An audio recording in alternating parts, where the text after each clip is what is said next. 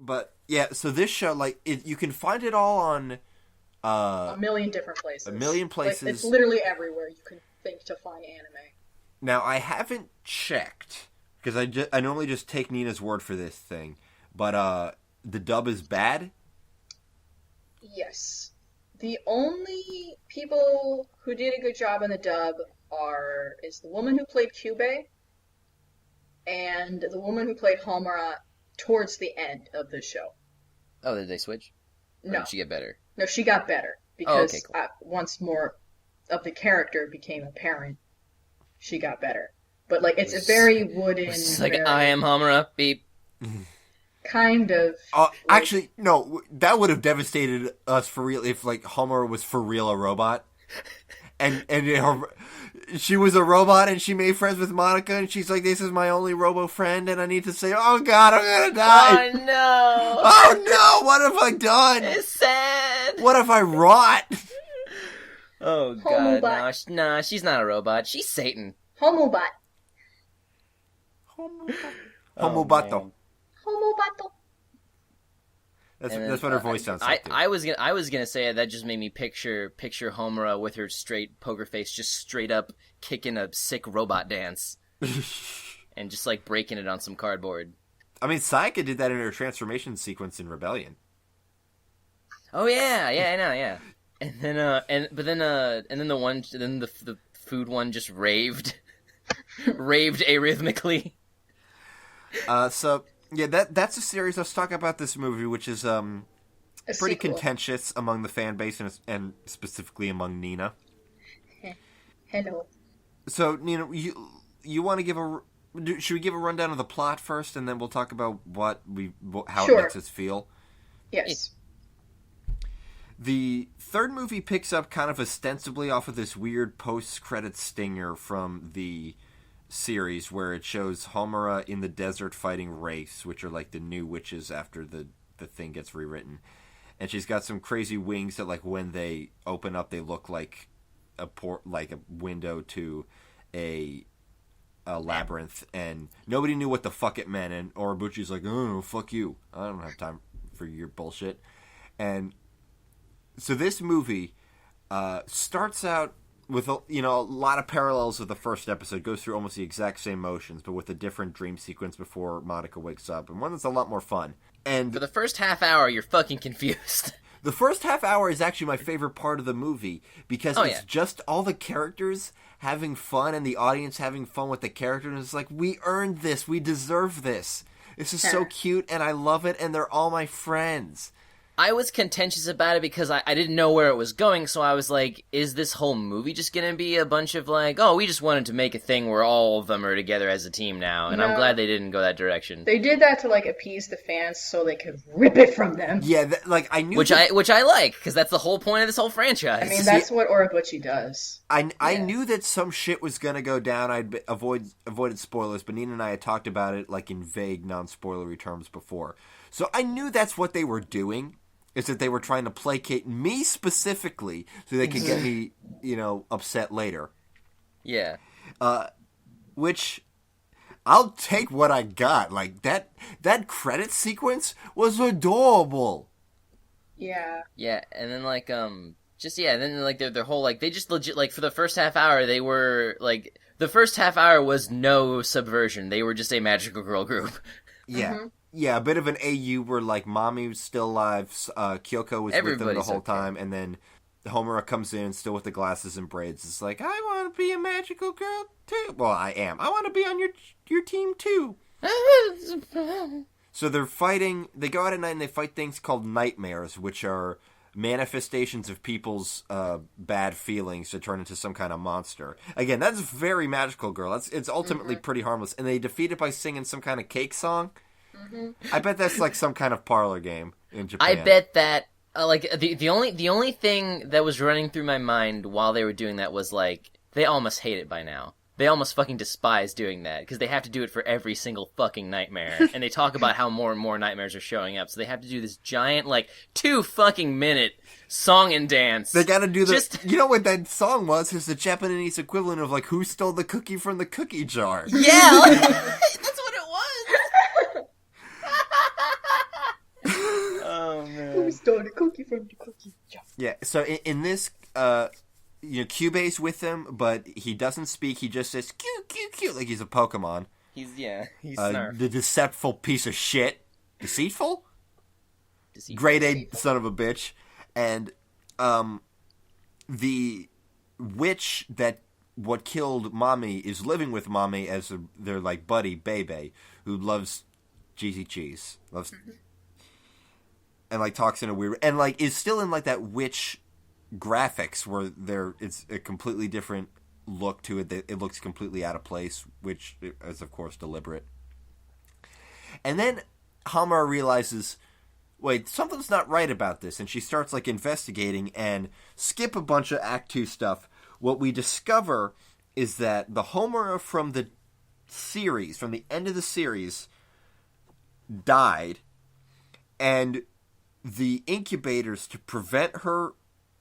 Okay, in this universe now, whenever they're about to turn into witches, Madoka intervenes and takes the grief seed, and then they just regular die. Yeah. No, they actually like don't know why disappear. the incubators don't know why that happens, and like Homura tells them, but they're like, "That's bullshit. What teenager in the sky are you talking about? That's stupid." But I already then forgot. they actually but then they like investigate it. So they're trying to find proof of Madoka through horrifying experimentation to Homura. Yeah, so they encase her soul. This is kind of Deus Ex Machina, but it works well enough. It's the Matrix. They encase put her in the thing Matrix. in like a special Madoka-proof shield. So she kind of turns into a witch, and then she creates a labyrinth inside her brain that is the city from the series. And everybody in there is a construct that she invented, kind of. Also because some it's of them are, like and they some said that aren't. like they said that like things can go in but they can't get out, which is how they wanted to trap Madoka. Yeah. But then she also drew in all her other real life like friends and then like people acquainted with all her main characters in the series basically. Yeah. And everybody else is a creepy construct with no face. And then but she doesn't know, like, the whole mystery is, like, once she figures out it's all fake, the mystery is, like, who's the witch that's behind it, and then there's literally just, like, oh no, it's me! Bum, bum, bum! Well, according to the Wikipedia, it says Madoka appeared, but she had forgotten about her duty as the law of cycles and her powers as such, thus Kyubei was able to keep observing her up until that point. Because Yeah, what that happens was the thing. once she When got in the labyrinth, she was so tied up in this fiction that Hamura had created that she forgot about all that stuff, and she thought she was just Madoka Kaname, boring little girl. But as a failsafe, she brought along Sayaka and the Cheese Witch, and then gave them, like, her memories to retain, and that's why they knew what was up. Okay. Yeah. And so that was the whole thing. So there's this huge, super hyperkinetic fight scene where they're fighting the entire labyrinth. It's amazing. Yeah, it's out of control. Because Sayaka can just like summon her witch like a fucking JoJo stand. Yeah. It's amazing. And earlier in the movie, this is like it's just something I want to remark on. You were talking about like how weird it was that Homer uses like regular ass guns. I really like the dichotomy of that Homer mommy fight scene. Yes, that was a freaking amazing fight scene. Oh my god, that fight with scene. all the bullets stopped in time. That fight scene was we've got ridiculous. Homer. We've got mommy using all these ornate single shot rifles, and mommy and Homer just using like MP5s and Berettas. That was another thing. I guess they're real weapons that existed, the single shot rifles or whatever. But it's just like the imagery of her having to Throw use away a rifle. one gun per bullet was just ridiculous to me at first. Well, it's like if they're just falling out of her hat. I mean, that's how you would be the best soldier in the Civil War, is if you just carried a bunch of rifles, because they took 3 minutes to reload.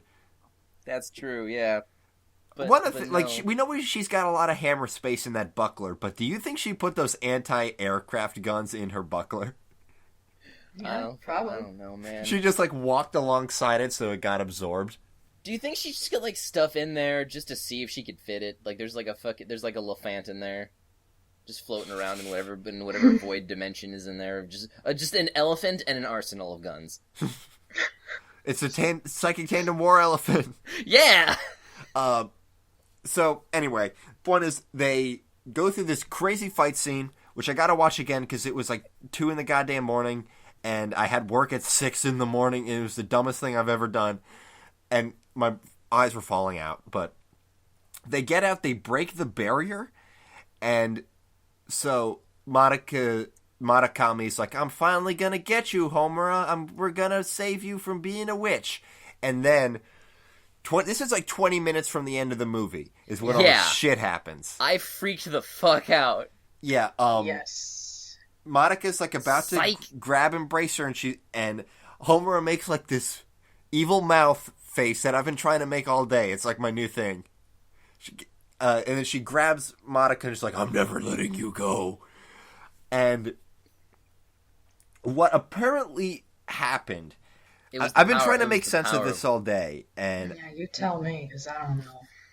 Oh, shit. I was banking on that. Anyway. I only saw it the one time, and I tried to forget about it. I have an interpretation. You go, Tooch. Well, can I go first? Well, yeah, sure.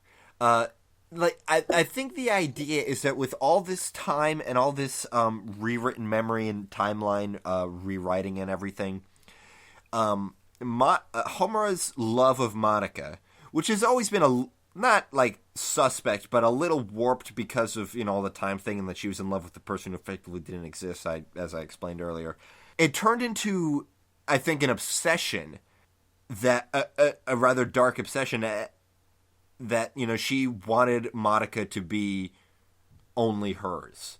A selfish love. It became a very selfish love, and that had very little to do with Madoka's own desires. Yeah. Yeah. And that's sort of the crux of the ending, and like the universe gets rewritten again because they changed the rules again. I forget exactly how. Because Homura became like Madoka was God, Homura became the devil. Yeah. That's literally, they say as much. Yeah. She's not a witch, she's not a nightmare, she's not a wraith, she is a demon. Yeah, it's like releases... She's one with the power to obstruct a god.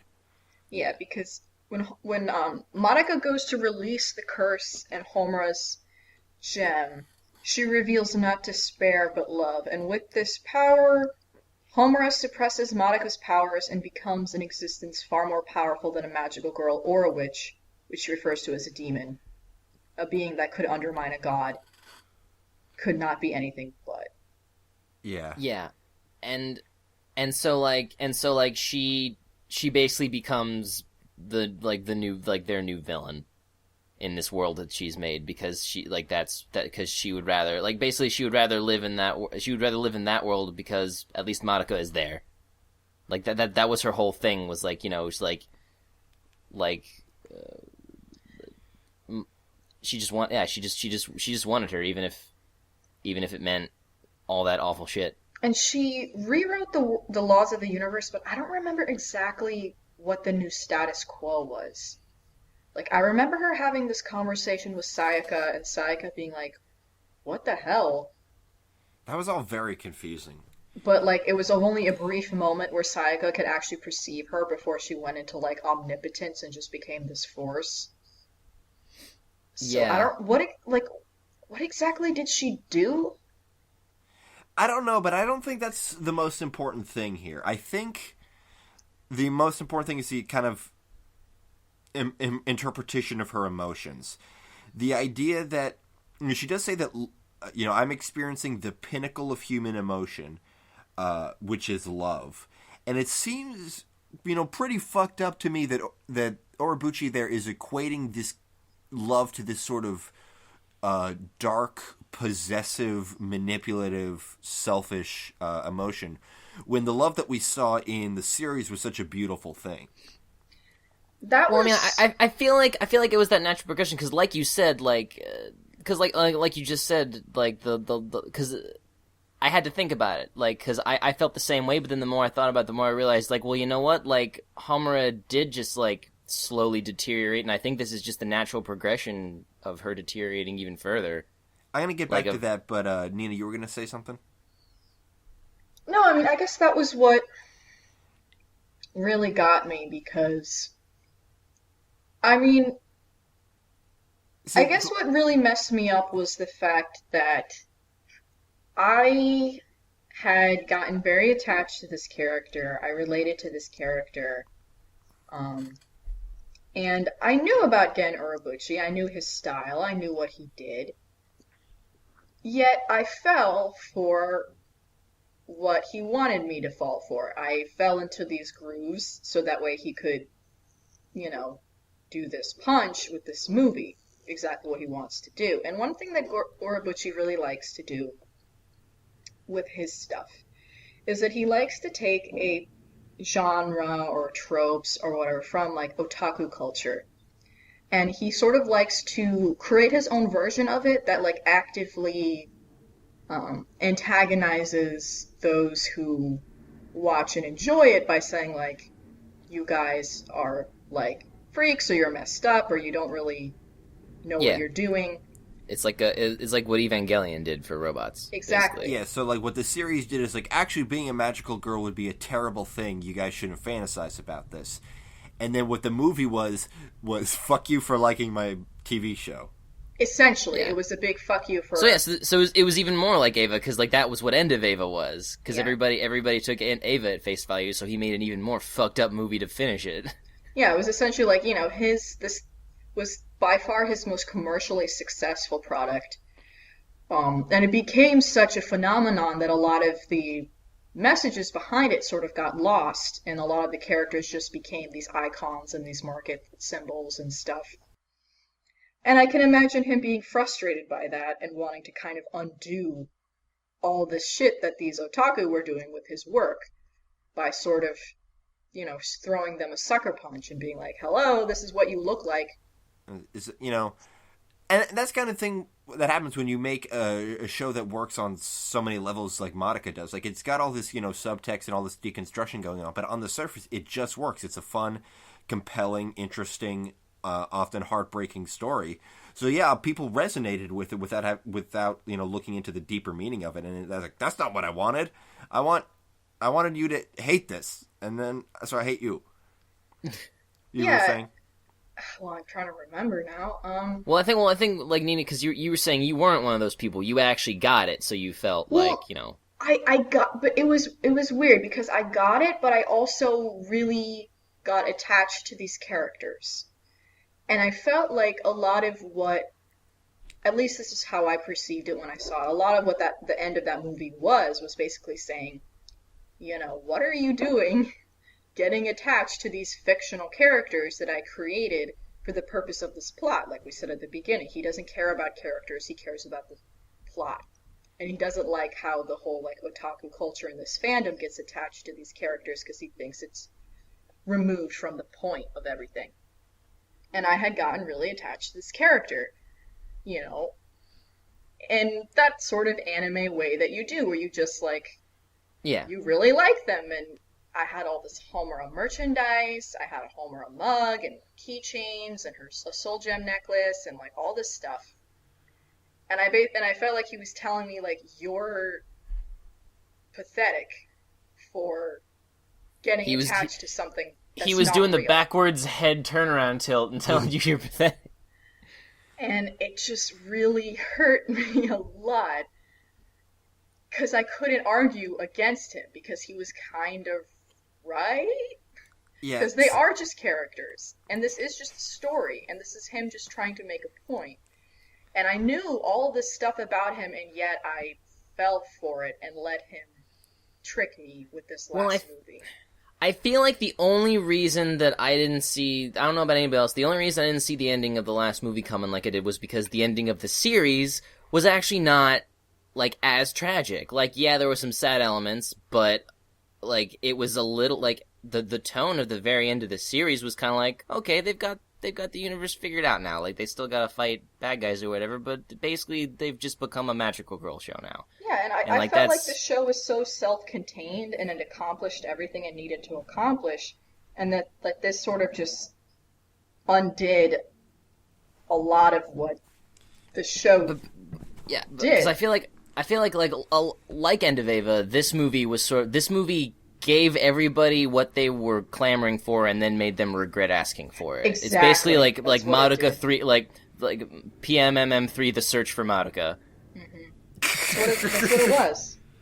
So people were like, "Oh, I wonder what's up with that scene. I want more," But it's like, no, you actually didn't, and you're just a Yeah, because like honestly, because like without the bait and without the feeling of like betrayal from the bait and switch, not seeing it coming, and like taking it from a somewhat uplifting like conclusion to a ultimate tragedy that nobody asked for, but honestly, in retrospect, like of course it's gonna end tragically, but like it's harsher. It's even harsher than it would have been in another context. Yeah, and I felt like the end of the show sort of was about the power of love, like as corny as that is, but like as much as this show sort of like critiqued, a lot of the magical girl tropes, like at the end it was sort of like It kind of reconstructed its deconstruction. Exactly, and made it so like, love is real and it is powerful.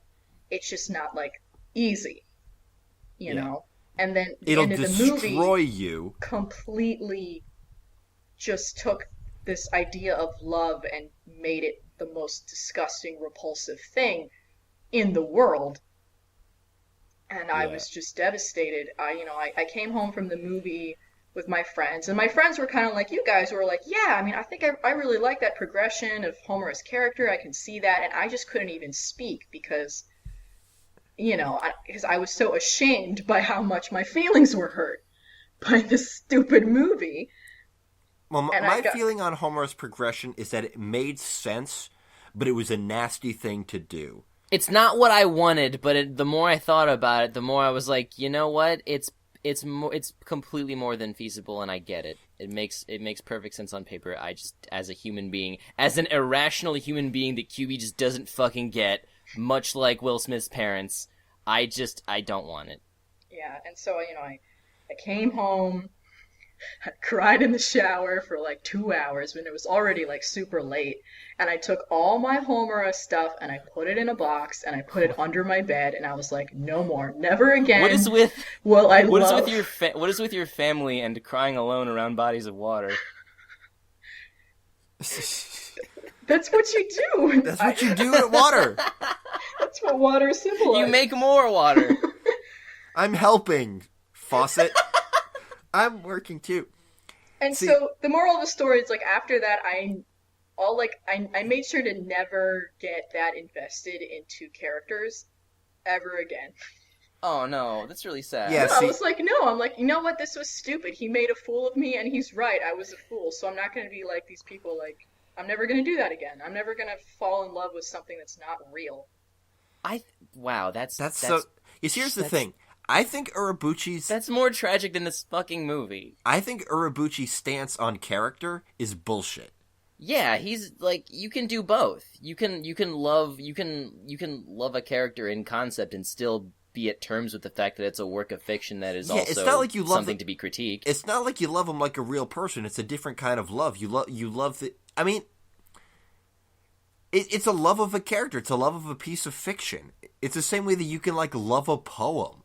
It's something that's beautiful. It's a beautiful... Also, you can love it in more ways than one. You can love it for its subversion of tropes, and then you can also be like, you know what, this is a marketable-ass character, and I enjoy everything that they're about. Yeah, like, that's two completely different thoughts. Yeah, because they just happen to be about the same thing. Everything about love and made it I think the worst. Listen, well, I think his, like, depiction of what love is... He sounds like a sad man. His depiction of what love is at the end of the third movie makes him sound like a literal sociopath. Like textbook. He makes good fiction, but like a lot of people that make good fiction, I don't want to hang out with him. Yeah, and I was particularly sensitive to it because, I related to Homura's love for Monica because the whole, like... I want to beat him up now. The gender thing and, like, the sexuality thing, and I was just like, I got attached to it, and everything just kind of layered on top of it, and I just felt so utterly rejected and shamed in so many different ways, and then more rejected and shamed for feeling that way about something so small in the long I run. get that all the time. The meta shame, the shame for feeling bad, like you feel bad for feeling bad about something dumb. Yeah. Oh But my I god, really felt bad, and it really messed me up a lot. Like, I haven't thought the same way about a lot of things since I saw that movie. Good lord. yeah. I See, hate to be melodramatic, but you wanted to know why I'm. this is how art affects people. Like Yeah, man. the I feel like just you being affected that much, almost like he disproved his own thing.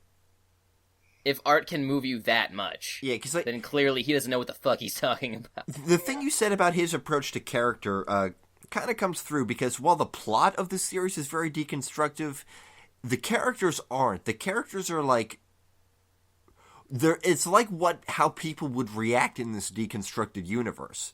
The characters themselves are not deconstructions of tropes. Not The really. only a tiny deconstruction bit. character, the only character that I recognized as a trope from other magical girls is who is the green haired girl? Hitomi. You tell me? Oh yeah. I feel like, especially like with Sailor Moon, like every main magical girl has a best friend who is in every episode who is not a magical girl. But he didn't really do it. He didn't really deconstruct her. Like, she was just also there. Okay, You know, actually, like Utane's friend. actually, there are two examples of like character deconstruction, but they're kind of small. Madoka doesn't become a magical girl throughout the whole fucking Yeah. series, and Mommy is supposed to be like this, elder, more experienced person, but she is the first to just eat it. Yeah, she is basically all of the outer senshi in one. Yeah. Yeah. And I guess Kyubey's kind of a deconstruction. Oh, Cube Oh, definitely. Kyubey is the most obvious deconstruction. Yeah. He is supposed to be Luna, but he is the big bad.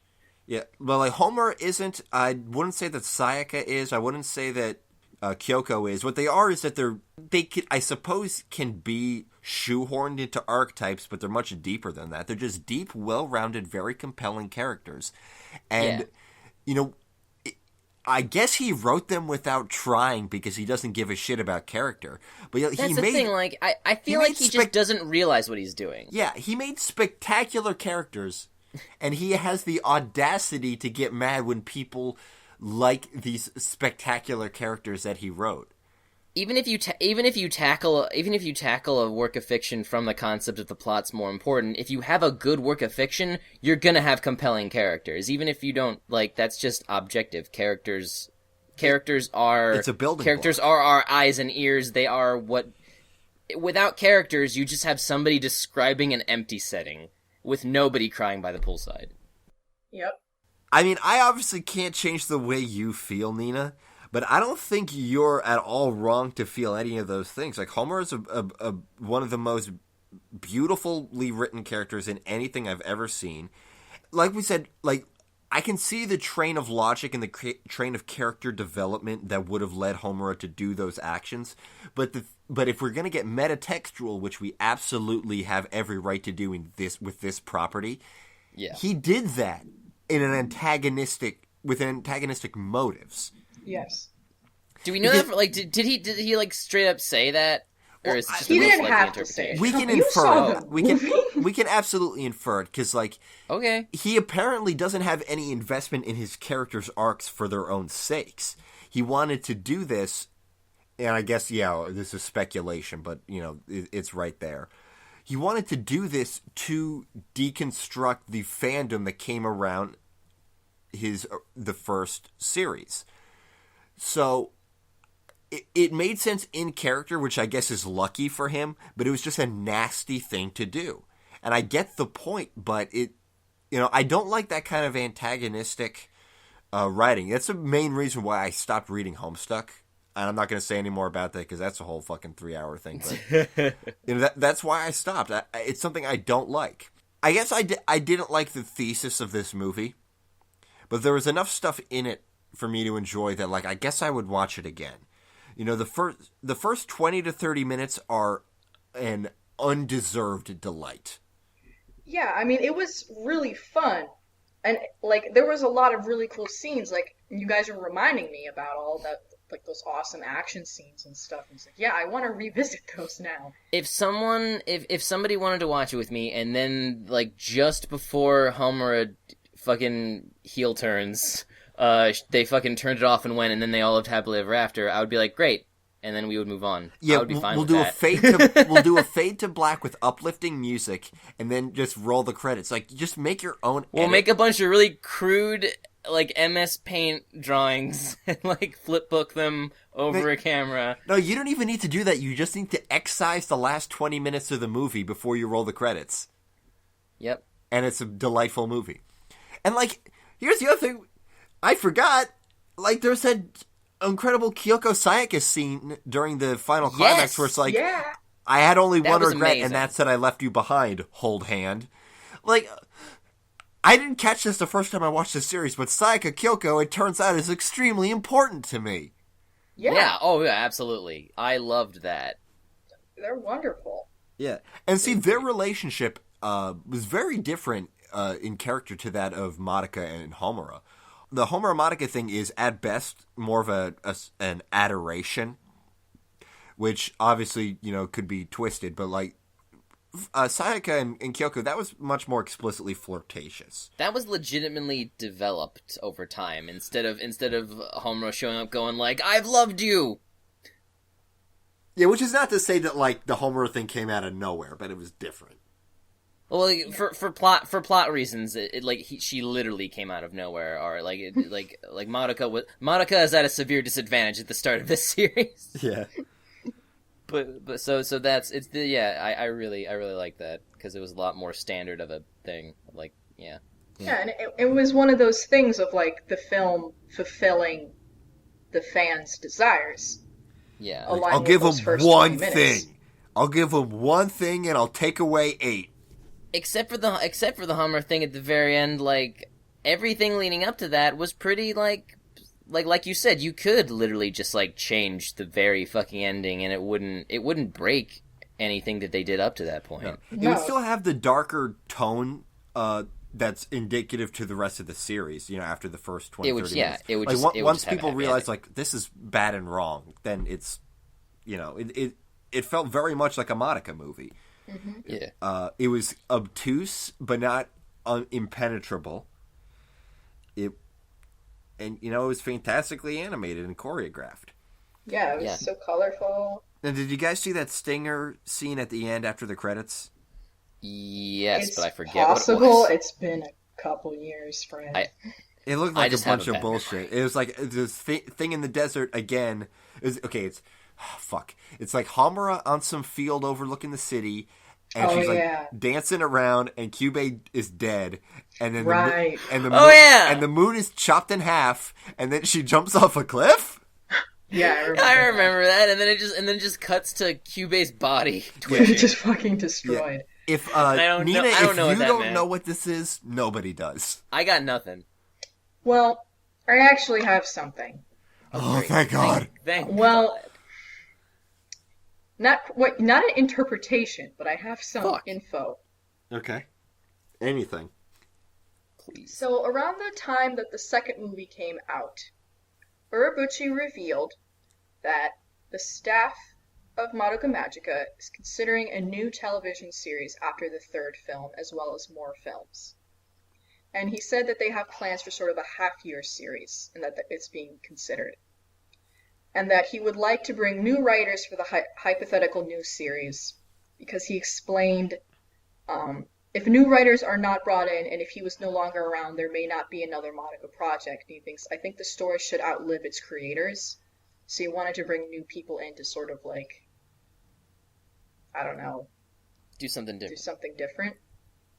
So it's very possible that stuff at the end is sort of a lead-in to more, similar to the ending of the series.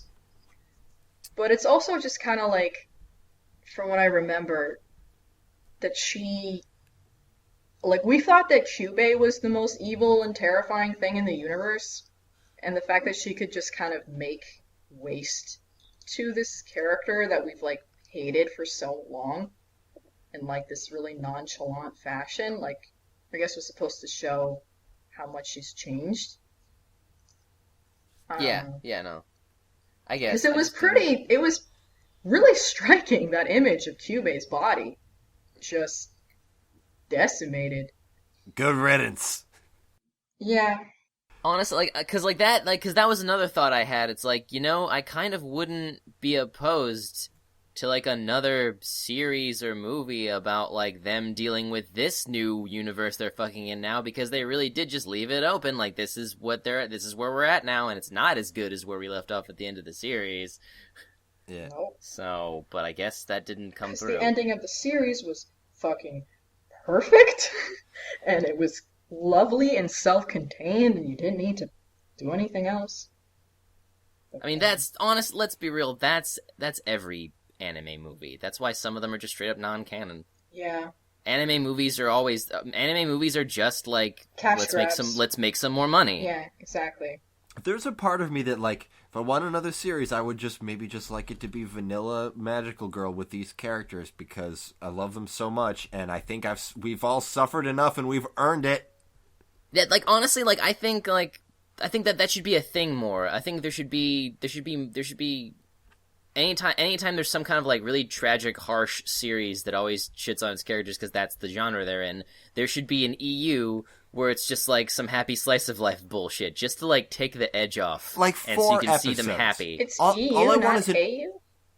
Oh, I'm sorry. Well, I'm sorry. Oh, sorry, I was confused, because I thought Nikki EU said is that earlier. expanded universe, like all the Star Wars books. Okay. But he means AU. Yeah, I mean, like, All I want is an OVA. in terms of just... I just want an OVA. I don't need a whole series. I just Yeah. want 4 episodes of... I think Gurren Lagann has a slice of life high school, like, short manga series where it's literally just the cast in a high school. I haven't looked into it, though, but it sounds dumb. Attack on Titan But has the same thing, Yes. which Like, I have in a modern read. high school? Yes. Good. So, like, I want that to be more of a Stupid. thing. Maybe not high school, because I don't... Come on. Get out of high school. I'm No, tired I of want to seeing see high the Attack on Titan cast as magical girls. Let's see the cast of Madoka as mech pilots. Fuck it. Yes. No, honestly, like, That that's would be your like, favorite that's show? That's the one genre I'm so thirsty for that I need them to combine.